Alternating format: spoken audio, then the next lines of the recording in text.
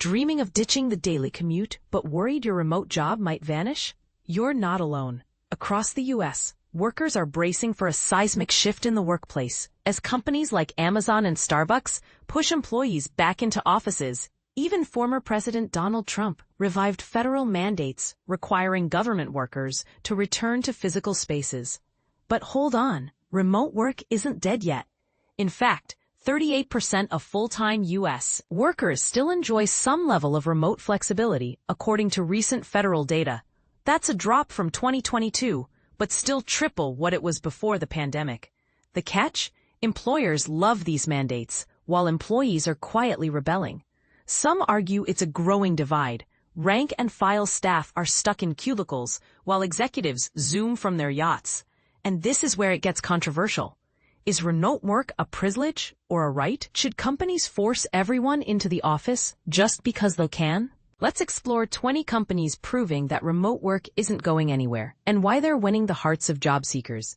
In a September 2025 report, FlexJobs, a leading remote work resource, spotlighted 20 companies that have made remote work permanent. These firms aren't just remote-friendly, they're remote-first, blending hybrid and fully remote roles into their core operations. Tony Frana, a career expert at FlexJobs, explains. Remote work levels today are still way higher than pre-pandemic.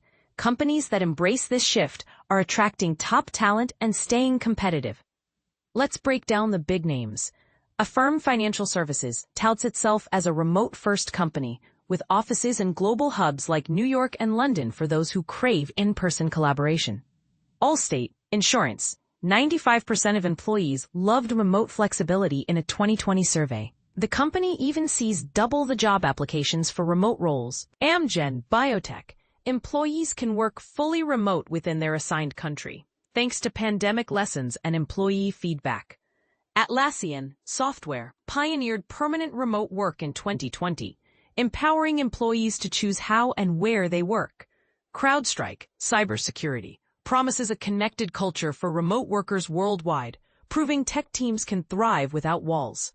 Dropbox shifted to a virtual-first model, making remote the default for individual tasks.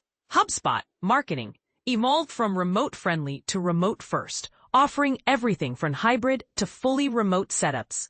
Kraken Crypto lets employees work from anywhere with a competitive salary, no matter their location. Pearson Education prioritizes employee well-being with flexible hours and locations for most roles. Reddit allows teams to mix office and remote work depending on what suits their workflow. Spify offers a work-from-anywhere program acknowledging that home and office experiences differ. Twilio Cloud Communications, 88% of employees feel productive remotely, and 99% reject full-time office returns. Vista Design Marketing lets you choose between sweatpants and suits, literally, with a remote-first culture. And 7 more companies, including Belay, Humana, and Stride, that have embedded remote work into their DNA. Here's the kicker. Not all these companies are tech giants. From health insurers to logistics firms, the trend spans industries. But here's where it gets tricky. Will this flexibility last? Or is it a temporary truce until the next economic downturn forces cost-cutting measures? And what about the remote-first label? Does it mean companies are less likely to invest in office perks, leaving remote workers feeling second class? We'd love to hear your take. Are you grateful for these remote opportunities?